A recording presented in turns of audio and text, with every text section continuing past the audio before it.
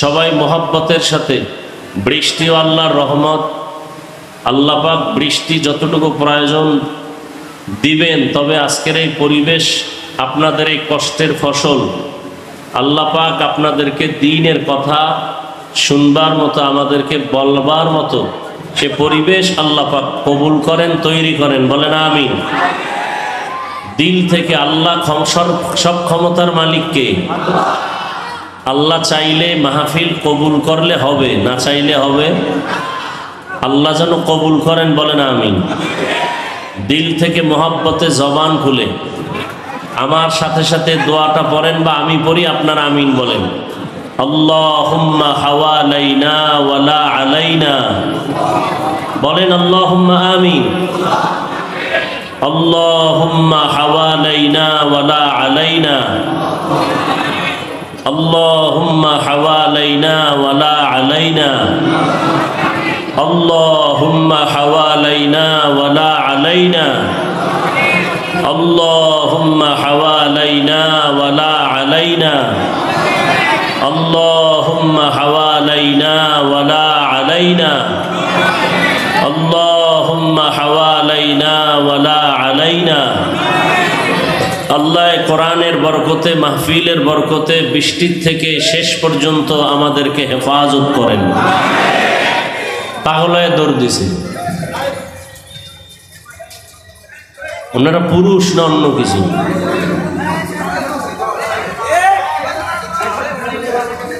আল্লাহ সব ভাইকে হেদায়েতের দৌলত দান করেন।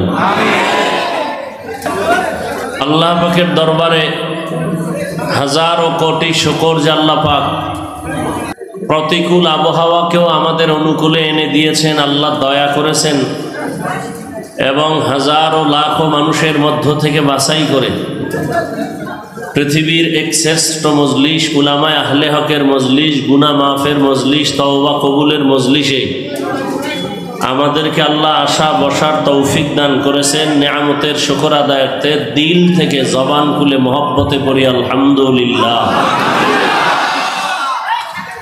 দরুদ ও সালাম সৈয়দুল মুরসালিন, রাহমাতুল লিল আলামিন, শফিউল মুজনিবিন, খাতামুন নবিয়্যিন, সৈয়দুস সাকালাইন, ইমামুল মুরসালিন, শফিয়ে আযম, রসুল আকরম, রহমতে আলম, নবীল আরব আল আজম, হাবিবে কিবরিয়া, আশরফুল আম্বিয়া, সৈয়দুল আম্বিয়া, শফিয়ে মাহশর, সাকিয়ে কৌসর, আকায়ে নামদার, মদীনাহ কা তাজদার, আফতাবে নবুয়ত, ফখরে মৌজুদা, সৈয়দুল মখলুকাত হযরত মুহাম্মদুর রাসূলুল্লাহ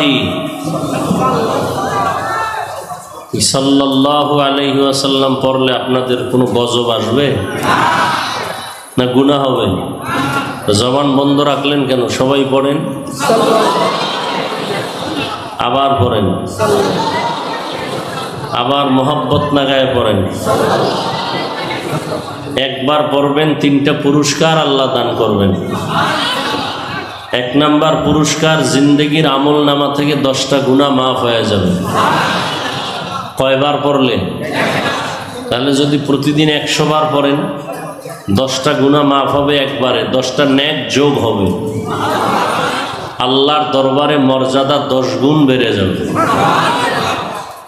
অতএব বেশি বেশি দরুদের আমল করবেন। জীবনে চালাকি তো আর কম করেন নাই। বহু চালাকরা করোনায় চলে গেছে, বহু বাহাদুর সব মাটির সাথে মিশে গেছে। অতএব চালাকি বাদ দিয়া আসল জিন্দেগির জন্য কিছু সঞ্চয় করেন, কাজে লাগবে। কই? কোরআনের বিরুদ্ধে, নবীদের বিরুদ্ধে, সাহাবায়ে কেরামের বিরুদ্ধে, ইসলামের বিরুদ্ধে, মাদ্রাসার বিরুদ্ধে এই ষড়যন্ত্র, শত্রু আগেও ছিল, এখনো আছে না নাই? বলেন। এরপরও কি আল্লাহর কোরআনকে বিদায় করতে পারছে কেউ? তাহলে এত টেনশন কেন? আপনি সার্টিফিকেটের জন্য দৌড়াচ্ছেন, না হয় মইরা যাবেন। আমাকে হুজুরদের কোনো সরকারি কোনো সার্টিফিকেট নাই। হাটহাজারীর শাহ আহমদ শফি রহমতুল্লাহ আলাই আমাদের ওলামায়ে কেরামদের মুরব্বী, বর্তমান সরকারের কাছে কওমি মাদ্রাসার সনদের স্বীকৃতি নিছেন। স্বীকৃতি নেওয়ার মানে আমরা ডিসিএসপি হব এই জন্য না। সমাজের মধ্যে কিছু কুলাঙ্গার নাস্তিক মনারা যেন কোনোদিন এই জবান খুলে বলতে না পারে আমরা কোরআন হাদিস পড়ার পরেও আমাদের শিক্ষাগত যোগ্যতা দুর্বল, এ কথা যেন কোনো বেঈমান বলার সুযোগ না পায়।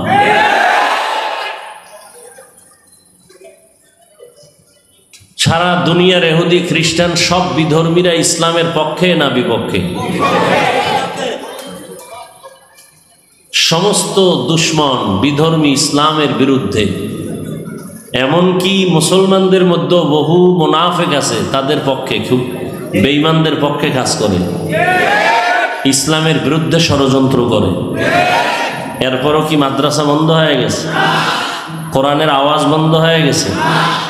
হুজুরেরা করোনায় না খায় মরছে কতজন? লিস্টি আছে কারো কাছে? আছে? রসুল ১৫০০ বছর আগে চ্যালেঞ্জ দিয়ে গেছেন, দুই জিনিস ধরে রাখো, আমি রসুল না থাকলেও তোমাদের ঈমানও যাবে না, সম্মানও যাবে না।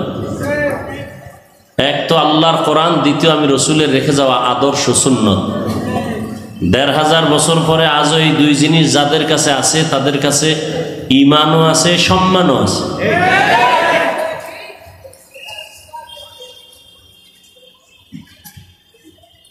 যাদের আয়োজনে আজকের এই প্রোগ্রাম, সময় পরামর্শ অর্থ দিয়ে দোয়া করে উপস্থিত হয়ে মাইক লাইট প্যান্ডেলের ব্যবস্থাপনার মাধ্যমে সহযোগিতা করেছেন এলাকার যুবক, বৃদ্ধ, ব্যবসায়ী, শ্রমিক, চাকুরিজীবী, বিভিন্ন শ্রেণী পেশার মানুষ, জনপ্রতিনিধি, প্রশাসন, উলামায়ে হযরত, আইম্মায়ে মাসাজিদ, প্রত্যেককেই আল্লাহ পাক এ খিদমতের বরকতে দুনিয়াতে শান্তি, পরকালে চিরমুক্তির ব্যবস্থা করে দিন। উলামায়ে কেরাম আলোচনা করেছেন, আপনারা শুনেছেন। দোয়া করি আল্লাহ পাক উলামায়ে কেরামদের কথাগুলো উম্মাহকে সহি তরিকায় আমল করার তৌফিক দান করেন। উলামায়ে কেরামের ইজ্জতকে আল্লাহ বেশি বেশি বাড়ায় দেন। যারা ফেসবুকে এবং মিডিয়ার মাধ্যমে উলামায়ে কেরামের বিরুদ্ধে লেখে, ষড়যন্ত্র করে, অনর্থক তাদের সম্মান নষ্ট করতে চায়, আল্লাহ ওদের হেদায়াত দান করেন। এই কথাগুলো এজন্য বললাম, কিয়ামত পর্যন্ত আর এক সেকেন্ডের জন্য নবীজি আসবেন? সত্য কথাটা স্বীকার করবেন, মানেন আর না মানেন। কিয়ামত পর্যন্ত আর কোনোদিন এক সেকেন্ডের জন্য কোনো সাহাবায়ে কেরাম আসবেন? কোনো বুখারীর ইমাম, ইমাম মুসলিম আসবেন? ইমাম আবু হানিফা আসবেন? ইমাম শাফিঈ, ইমাম মালিক, ইমাম আহমদ বিন হাম্বল আসবেন? আসবেন না। ভালো করে বুঝেন, আমাদেরকে তো আপনারা বোকা বলেন, আমরা হুজুরেরা বোকা। আসলেই আমরা বোকা, সত্যি আমরা বোকা। না হয় আপনারা আমাদের যেই পরিমাণ গালি দেন, আমরা আপনাদের হাসি মুখে সালাম দেই। আমরা যদি বুদ্ধিমান হইতাম, কত আগে আপনাদের সাথে ঝগড়া পিটাপিটি লাগতো। আমরা কিচ্ছু বলি না। আমি টুপি মাথায় দিই 24 ঘন্টা, আর আপনি টুপি নাই, গালি দেই না। দেখলে বলি ভাইজান কেমন আছেন। আমি দাড়িওয়ালা, আপনি দাড়ি রাখেন না, বরং দাড়ির বিরুদ্ধে যথেষ্ট পরিমাণ বাজে কথা বলেন। কখনো আপনাকে গালি দেই নাই, বরং দেখলে সালাম দেই। বোকা না হইলে করতাম না। আমরা বোকা।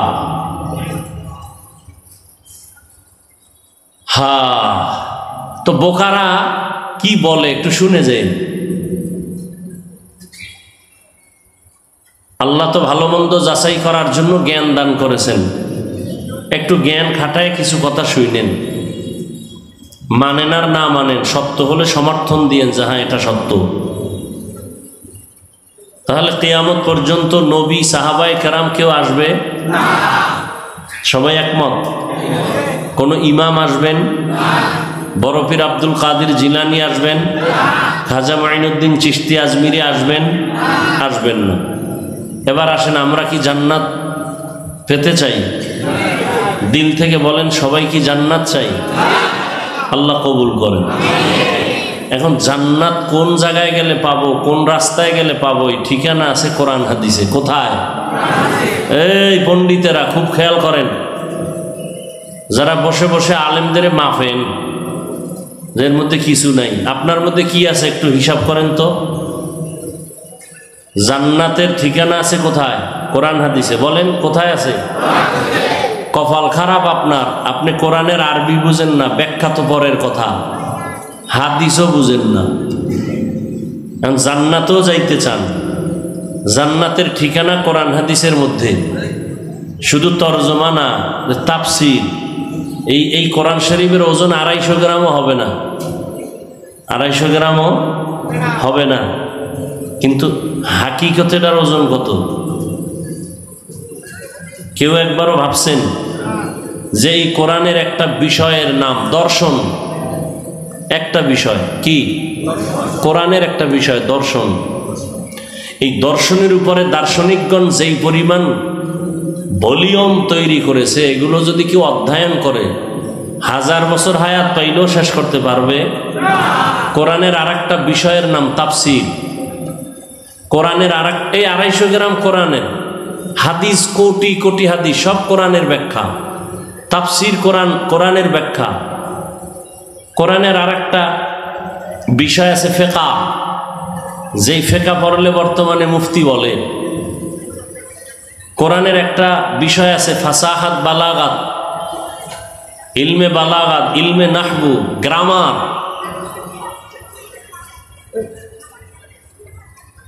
এখন আপনি কোরআনের তরজমা দূরের কথার ব্যাখ্যার খবর নাই, হাদিসও জানেন না। এখন জান্নাতের ঠিকানা আপনি কেমনে নেবেন?